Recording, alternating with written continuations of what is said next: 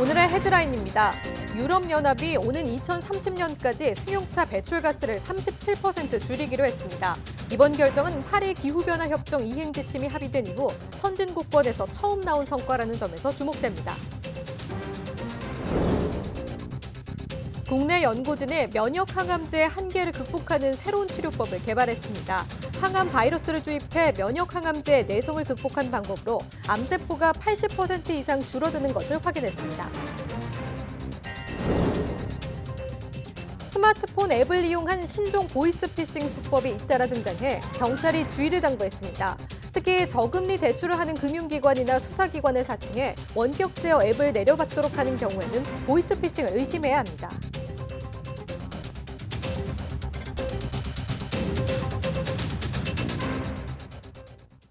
시청자 여러분 안녕하십니까? 12월 18일 화요일 사이언투데이입니다.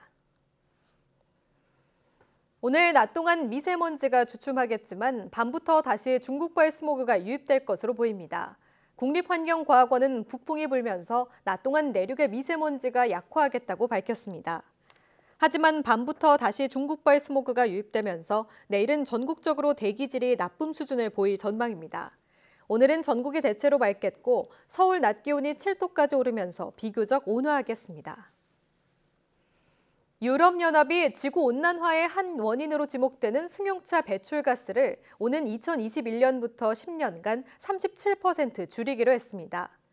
EU 의회와 28개 회원국 대표들은 브뤼셀 EU 본부에서 탄소 배출량 감축 회의를 열고 승용차 배출가스를 2030년까지 2021년과 비교해 37% 줄이자는 데 의견을 모았다고 로이터 통신이 보도했습니다.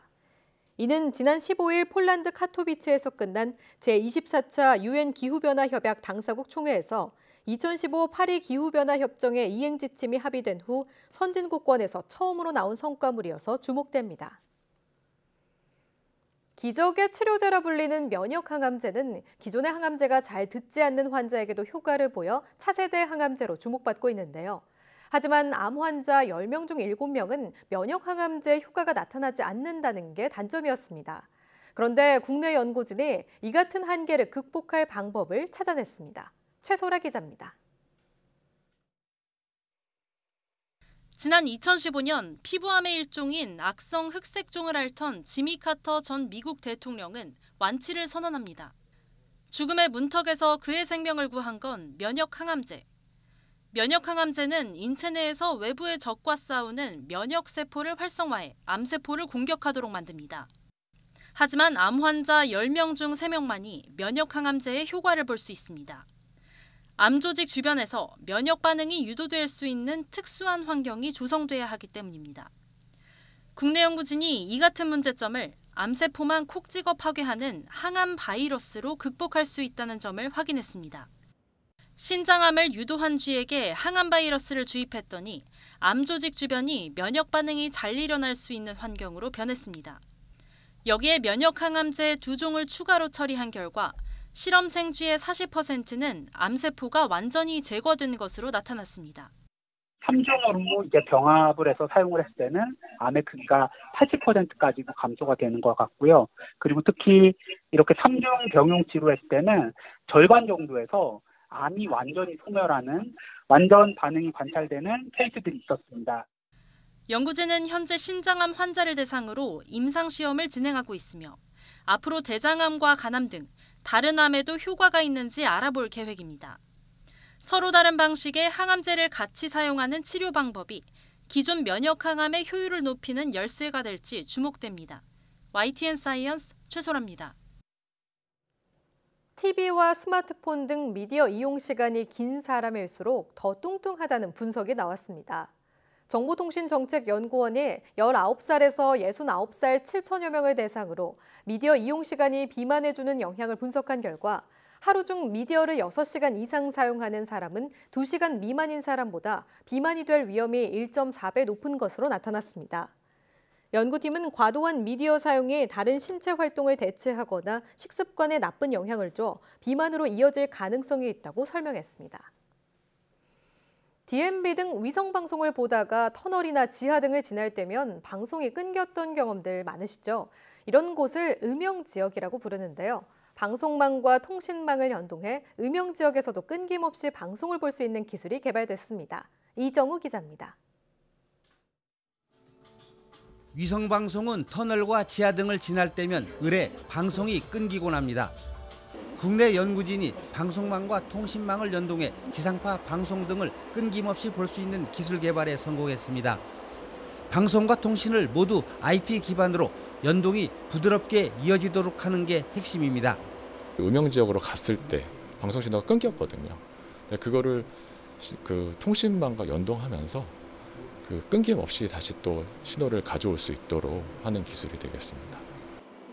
방송망과 와이파이, LTE, IPTV와 같은 인터넷 기반의 광대역 통신망을 연동해 방송 신호 수신이 어려운 지역에서도 초고화질 방송을 끊김없이 볼 수 있습니다. 방송과 통신을 융합한 이른바 하이브리드 방송 기술입니다. 앞으로 태블릿 PC, 스마트폰 등에도 칩을 내장하면 언제 어디서나 끊김없는 방송을 즐길 수 있습니다. 세계적인 연구그룹이 방송망과 통신망을 연결하는데 수초의 시간이 걸린다면 우리 연구진은 끊김없이 순식간에 전원이 가능한 세계적인 수준입니다. 끊김없는 미디어 서비스 제공뿐만 아니라 기존 방송망의 난시청 해소와 방송 권역 확장에도 적용할 수 있는 기술입니다. 재난 경보 방송과 타격 광고 등 새로운 서비스를 개발할 계획입니다. 또한 5G 통신 기반의 방송 표준 개발과 방송망과 통신망의 결합 등 새로운 방송통신 융합 서비스를 개발할 계획입니다. 이 기술은 방송 기술의 우수성과 신뢰성 확보는 물론 국내 방송 장비 기업의 해외 진출과 초고화질 TV 방송 서비스 활성화에도 도움을 줄 전망입니다. YTN 이정우입니다. 최근 스마트폰 애플리케이션을 이용한 사례 등 신종 전화 금융 사기, 이른바 보이스피싱 수법이 잇따라 등장해 경찰이 주의를 당부했습니다. 경찰청 수사국은 올해 1월부터 11월까지 경찰에 접수된 보이스피싱 피해 규모는 3만 1천여 건, 3,630억 원 규모로 지난해보다 발생 건수가 44% 증가했다며 이같이 밝혔습니다. 특히 금융기관을 사칭해 저금리 대출을 해준다며 스마트폰에 금융기관 애플리케이션을 설치하게 하거나 수사기관인 척하며 원격 제어 애플리케이션을 내려받도록 하는 경우에 주의해야 한다고 전했습니다. 이 같은 애플리케이션은 보이스피싱을 의심한 피해자가 금융기관이나 수사기관에 확인 전화를 하더라도 보이스피싱 일당에게 연결되도록 해 피해자를 안심시키는 데 이용된다고 경찰은 설명했습니다. 경찰은 이런 피해를 막기 위해 경찰청에서 배포하는 폴 안티스파이 2.0과 같은 애플리케이션을 활용하거나 인터넷진흥원에서 운영하는 보호나라 사이트에 의심 사례를 신고해달라고 강조했습니다.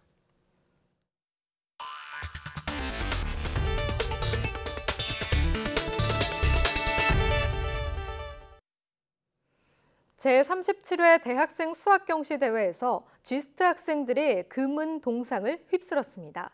GST는 대학생 수학경시대회에서 이동하 학생과 임종현 학생이 각각 제1분야 은상과 동상을, 안청흥 학생이 제2분야 금상을, 김주은 학생과 성찬혁 학생이 제2분야 은상을 받았다고 밝혔습니다. 매년 대한수학회가 주최하는 전국 대학생 수학경시대회는 수학과 수학 관련 학과 학생이 참여하는 제1분야와 제1분야 이외 학과 학생이 참여하는 제2분야로 나눠 열립니다. 미국 10대 청소년들 사이에 전자담배 흡연이 폭발적으로 늘어나 비상이 걸렸습니다. 미 보건당국의 조사 결과 최근 1년 새 전자담배 이용률이 무려 2배로 늘어나 모든 종류의 약물 기호품을 통틀어 미 역사상 최고의 급증세를 보였습니다. LA 김기봉 특파원이 전해왔습니다. 하얀 연기를 구름처럼 뿜어내는 10대들.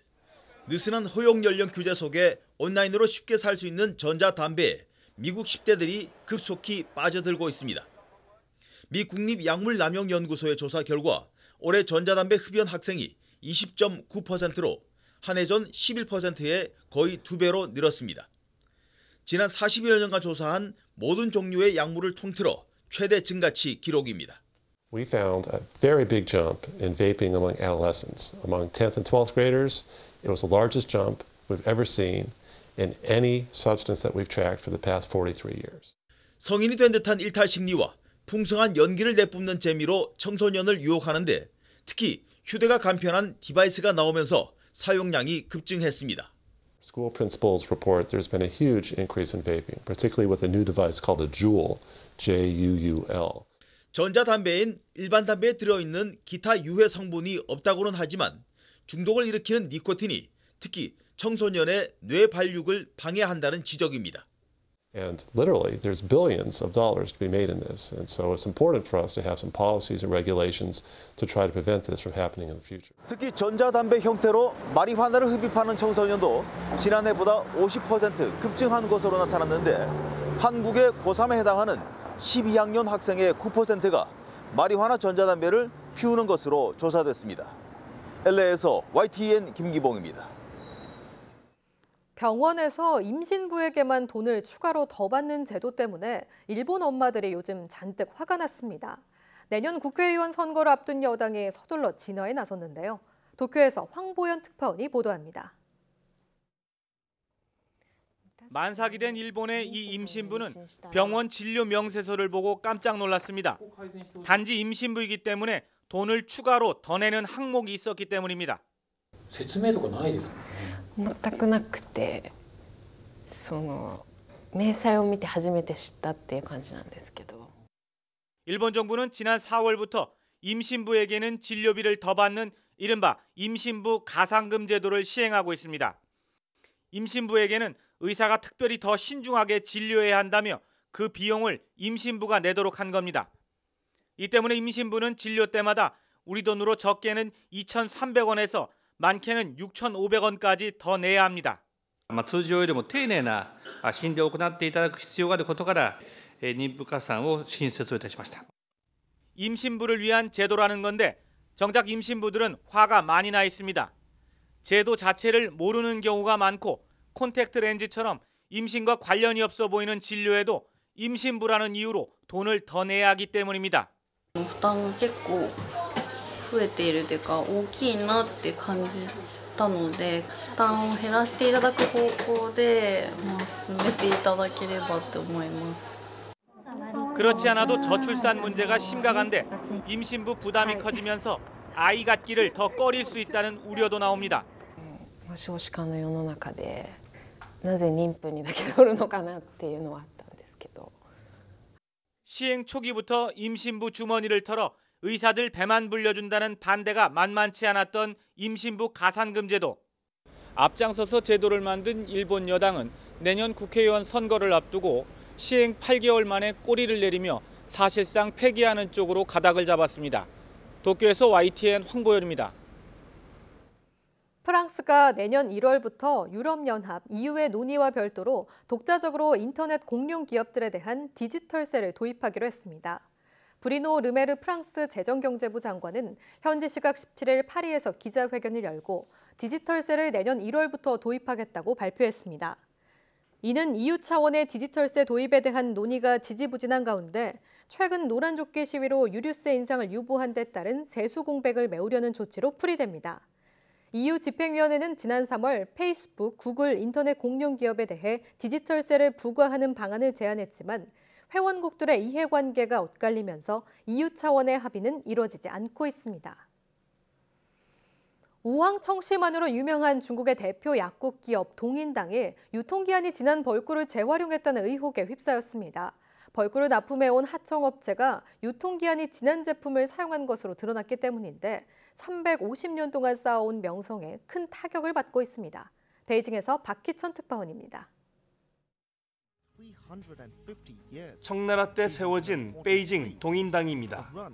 약방으로 시작해 지금은 중국을 대표하는 중위 제약 회사로 성장했습니다.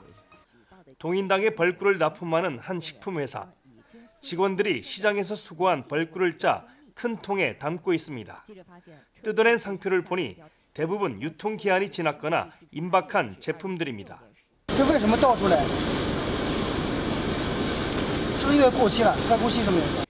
10여 킬로미터 떨어진 창고에는 이런 상품이 수도 없이 쌓여 있습니다.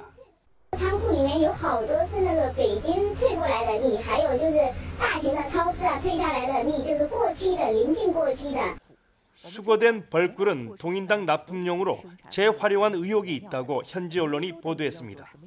생산 날짜를 붙여서 납품한 사례도 여러 차례 발견됐습니다. 它应该在这些召回的产品上面挂上不合格品的标识。他们这个处置这些不合格品呢，确实是不规范的。 동인당은 즉각 성명을 내고 납품업체 관리를 제대로 못한 점에 대해 사과했습니다. 하지만 실망한 소비자들의 항의가 빗발치면서 350년간 쌓아온 신뢰와 명성에 흠집이 나고 있습니다. 베이징에서 YTN 박기천입니다.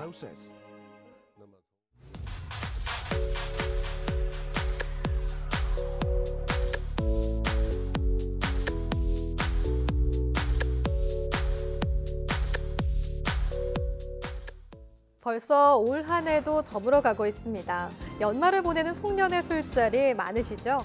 피할 수 없는 술자리에 과음까지 하게 되면 건강을 해치는 경우도 많이 생기는데요.